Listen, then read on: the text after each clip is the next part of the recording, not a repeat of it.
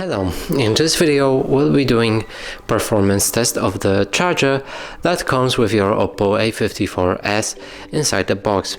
So here's the charger, and what we're gonna do is plug it inside this smart socket by Gosund, and it will tell us the exact performance inside this application.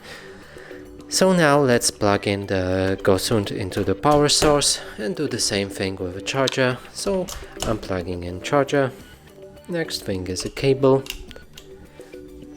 that's gonna connect with our OPPO right here.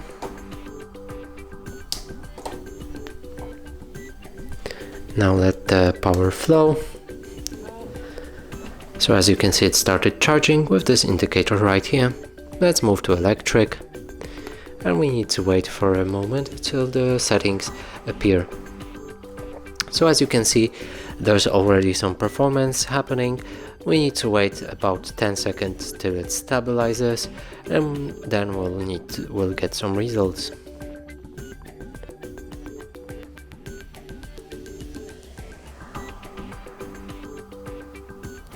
Okay, so the current milliampere hours is 47, power in watts is 11.6, voltage in volts is 242.5, and in total kilowatts per hour is 66.05.